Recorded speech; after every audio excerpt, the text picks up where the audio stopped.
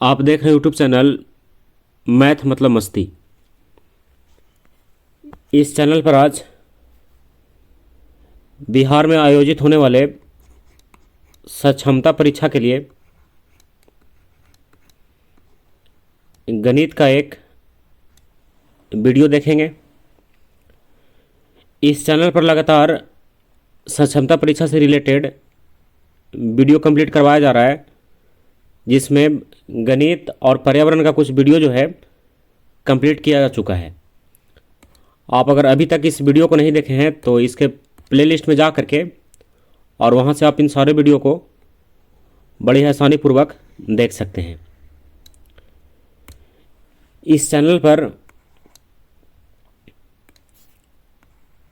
इस परीक्षा को ध्यान रख करके सक्षमता परीक्षा को और तैयारी करवाया जा रहा है, और जब तक ये एग्ज़ाम हो नहीं जाता है तब तक आपको इस चैनल पर लगातार जो है इस टाइप का प्रश्न, इससे रिलेटेड प्रैक्टिस सेट, इससे रिलेटेड कुछ डिफिनेशन, यानी जो भी होगा इसमें सब आपको देखने को मिलेगा। इसलिए आप इस चैनल से जुड़े रहने के लिए आप इस चैनल को सब्सक्राइब कर लीजिए, क्योंकि आने वाले समय तक आपका एग्ज़ाम जब तक हो नहीं जाता है तब तक आपको इसमें लगातार जो है वीडियो देखने को मिलेगा।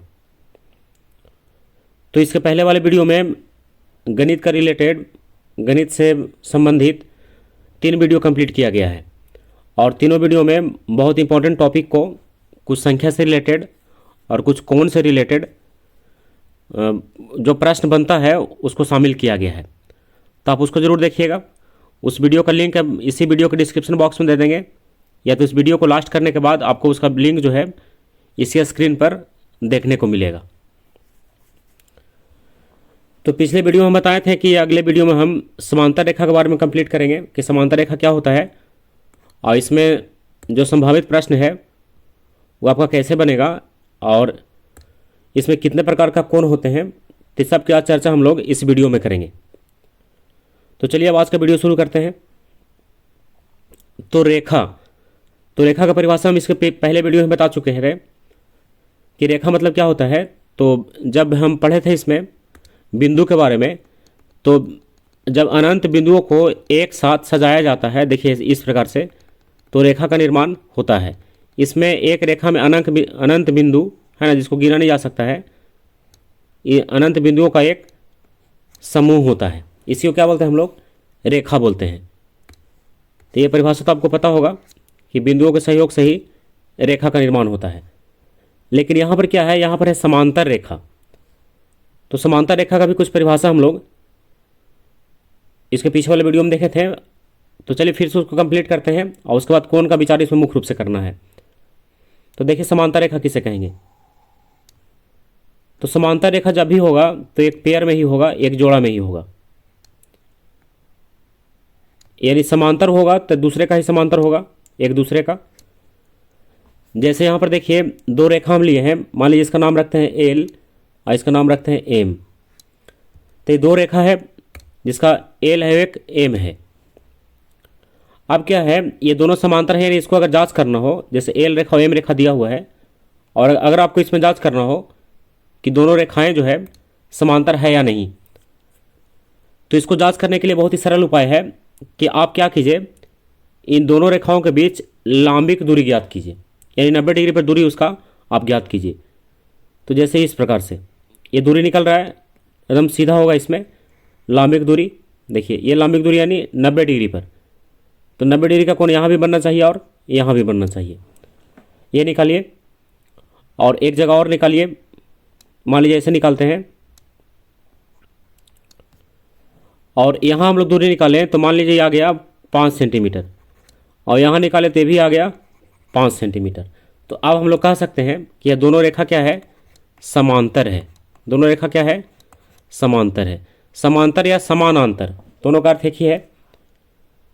तो कहने का अर्थ यहाँ पर यह हो रहा है कि जब 2 रेखाएं के बीच की लंबिक दूरी बराबर हो तब उसको हम लोग समांतर रेखाएं कहेंगे। उसके बीच की लंबिक दूरी, ऐसे दूरी भी कहा जाए तो भी आपको समझना है कि लंबिक ही निकालना है, क्योंकि जब भी 2 वस्तुओं के बीच या फिर 2 रेखाओं के बीच जब भी हम लोग दूरी निकालते हैं तो 90 डिग्री पर ही होना चाहिए। दूरी यानी ऊंचाई उसका ये नहीं कि जैसे एक विस्थापन होता था उस टाइप का, यहाँ पर वैसा नहीं है। बस दोनों के बीच की लांबिक दूरी होगा, उसी को क्या बोलेंगे हम लोग, समांतर रेखा बोलेंगे, है ना। लांबिक दूरी बराबर होगा तब उसको समांतर रेखा बोलेंगे। तो अब समांतर रेखा आप समझ चुके होंगे। तो अब हम लोग आते हैं तिर्यक रेखा। समांतर रेखा के बीच तिर्यक रेखा कैसे कार्य करता है, तो देखिए। तो सबसे पहले आप इसमें दो समांतर रेखा बनाइए, उसके बाद आपको पता चलेगा तिर्यक रेखा इसमें क्या होगा। तो देखिए समांतर रेखा हम लोग ऐसे खींचेंगे इसमें, चलिए एकदम सीधा इसमें ले लिए। एक रेखा ये हो गया और एक रेखा इसके नीचे लेते हैं, एक रेखा ये हो गया। ये दोनों रेखाएं क्या है, आपस में समांतर है, दोनों का नाम लिखेंगे। और इस प्रकार से एक तिरछी रेखा आकर के अगर काट दे इसको, तो ये कहलाएगी तिर्यक छेदी रेखा। क्लियर। तो इसमें देखिए क्या होगा, ये रेखा है तो इसका तो एरो का चिन्ह होगा ही, क्योंकि ये दोनों छोर पर और आगे बढ़ाया जा सकता है, रेखा का यही गुण है। देखिए अगर नाम भी इसका रख दिया जाए तो मान लीजिए इसको एल कहते हैं, इसको एम कहते हैं और इसको कह देते हैं ए। ए क्या है, इसका तिर्यक छेदी रेखा है जो दोनों समांतर रेखाओं को बीच से काटते हुए या फिर कहीं पर से काटते हुए दोनों को गुजर जा रहा है, तो उसको क्या बोले हम लोग, तिर्यक छेदी रेखा। तो अब यहाँ पर आपको दिख रहा होगा कि अगर तिर्यक छेदी रेखा इस प्रकार से काटे तो यहाँ पर 8 कोण बन रहा है। तो चलिए यहाँ पर 8 कोणों का पहले नंबरिंग करते हैं, उसके बाद हम लोग समझेंगे किसको कौन सा कोण बोलेंगे। जैसे देखिए 1 2 3, यहाँ है 4 5 6 7 और ये 8। तो देखिए इस प्रकार इसमें 8 कोण का निर्माण होता है। तो अब ये 8 कोण में क्या रिलेशन है और किस कोण को कौन सा नाम से जाना जाएगा, ये सारा हम लोग आज इसमें समझने का कोशिश करेंगे। और आप अगर इसमें ध्यान से देखते हैं तो बहुत आसानी से आप इसको समझ सकते हैं। तो देखिए शुरू करते हैं इसमें। तो देखिए यहाँ पर जो है इसमें सबसे पहले इसको दो भागों में बांटा जाता है, एक होता है अंतः कोण और एक होता है बाह्य कोण। अंतः कोण और बाह्य कोण। तो एक हो गया इसका अंतः कोण। तो आप अगर इस सबको नोट करना चाहें तो नोट कर सकते हैं, अन्यथा बिना नोट किए हुए भी इसका कोई ज़रूरत नहीं है। आप बस वीडियो को एक बार ध्यान से देख करके आप समझ सकते हैं, क्योंकि आपको ये वीडियो कभी ना कभी इस टाइप का प्रश्न जो है देखा हुआ ही है, इसलिए नोट करने की कोई आवश्यकता नहीं है। आप कल वीडियो को सुनिए और सुन करके बस उसको आप माइंड में रख सकते हैं। तो देखिए एक हो गया अंतः कोण और एक हो गया बाह्य कोण। तो समांतर रेखा के बाहर में जो है उसको बाह्य कोण बोलेंगे और समांतर रेखा के जो अंदर में है दोनों का उसको बोलेंगे अंतः कोण। तो अंतः कोण में देखिए कौन कौन है, जैसे 2 है 3 है 5 है 6 है, 2 3 5 6। एक हो गया बाह्य कोण। तो बाह्य कोण में 1 और 4 ऊपर का है और 7 और 8 नीचे का है। तो यही है अंतः कोण और बाह्य कोण। तो सबसे पहले इन 8 कोणों को दो भागों में बांट दिया गया, अंतः कोण और बाह्य कोण। चलिए अब इसमें क्या होता है, तो इसमें कुछ नियम है उसको आपको याद रखना होगा और कुछ कोण का नाम है उसको भी हम बता रहे हैं, उसको भी आप ध्यान रखिएगा।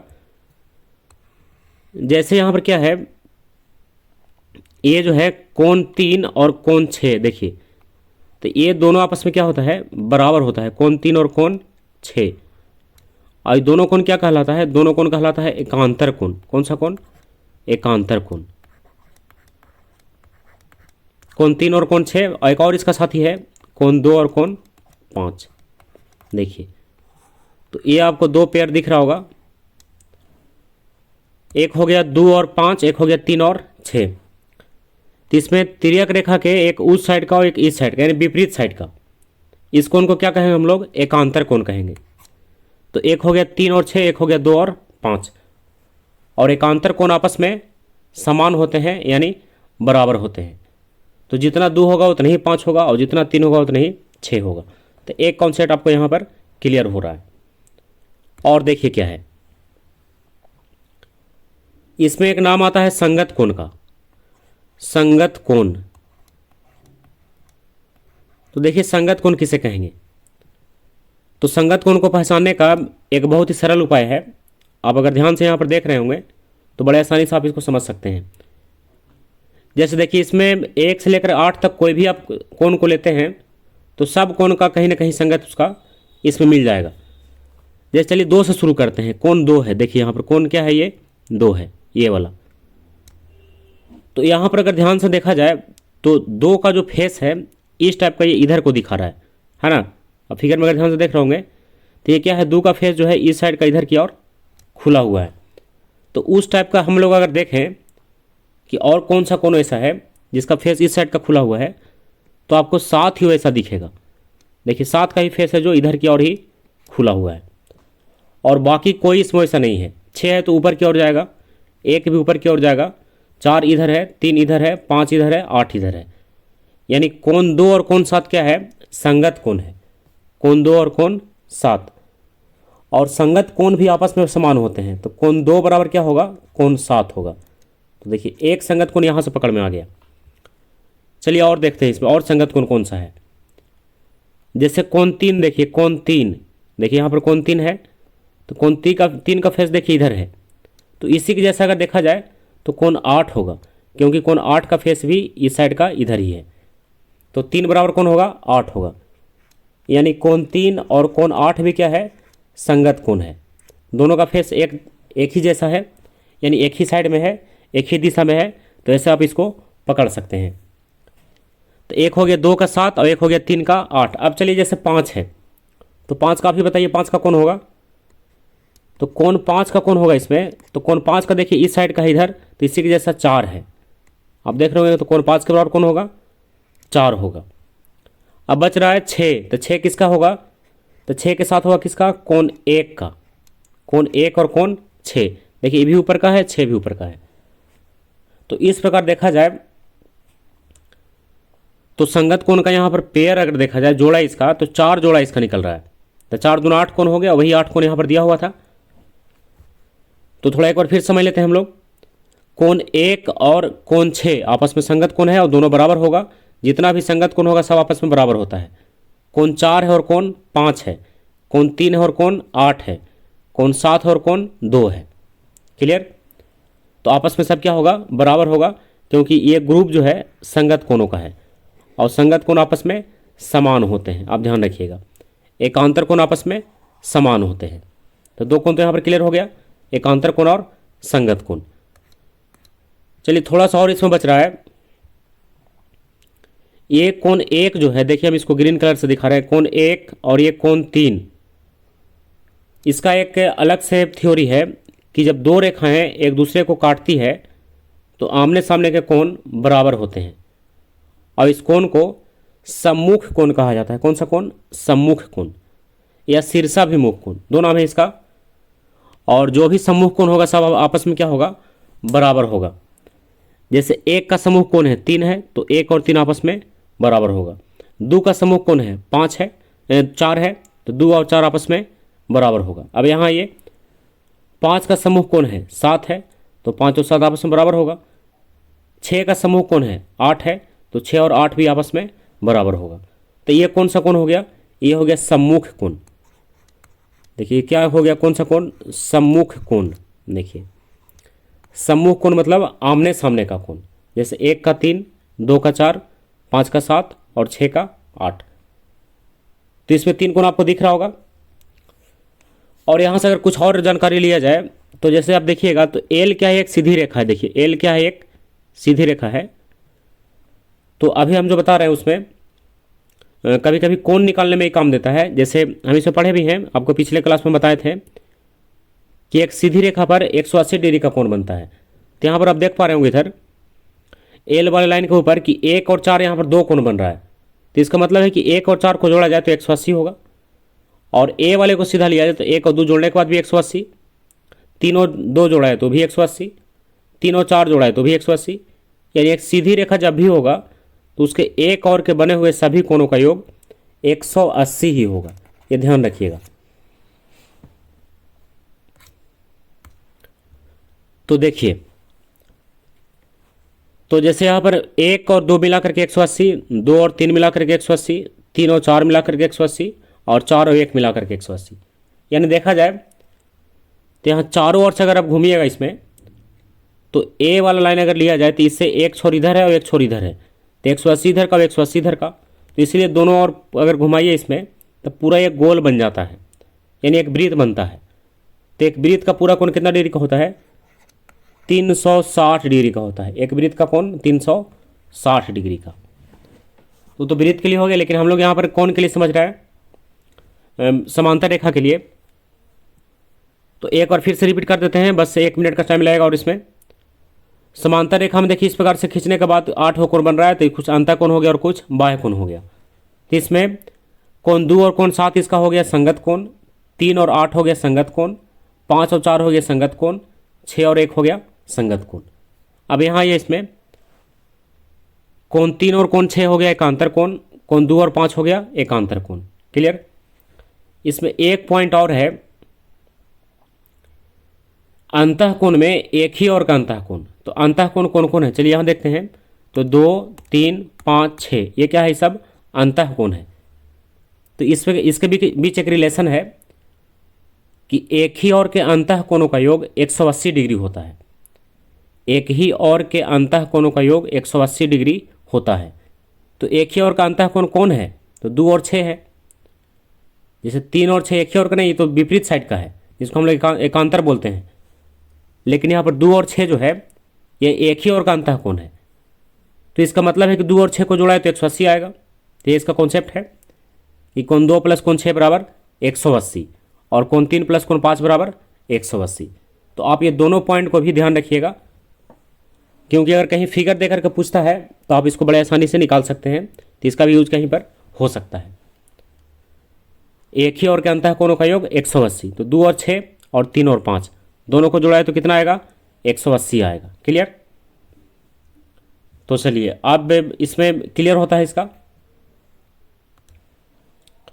तो आज का वीडियो बस इसी के लिए था कि आप समांतर रेखा और तिर्यक रेखा और इसमें बनने वाले कोणों को समझ सकें। तो आज के इस वीडियो में हम लोग समांतर रेखा क्या होता है, उसका शर्त क्या है, और तिर्यक छेदी रेखा क्या होता है, उसका भी शर्त क्या है, तो दोनों को समझे। तो समांतर रेखा में आपको पता होगा जैसे एल और एम जो है, इसमें एल और एम के बीच की लंबिक दूरी हमेशा क्या होगा? बराबर होगा। और एल और एम कभी भी आगे बढ़ने के बाद एक दूसरे को टच नहीं करेगा, यानी दोनों में कोई भी उभयनिष्ठ बिंदु कभी हो ही नहीं सकता है। यानी दोनों एक भी बिंदु पर प्रतिच्छेद कभी नहीं करेगा। दोनों बीच की लंबिक दूरी क्या होगा? हमेशा बराबर होगा। जैसे रेल की पटरियाँ आपस में एक दूसरे को कभी क्रॉस नहीं करती हैं, तो वो भी किसका उदाहरण होगा? समांतर रेखा का उदाहरण होगा।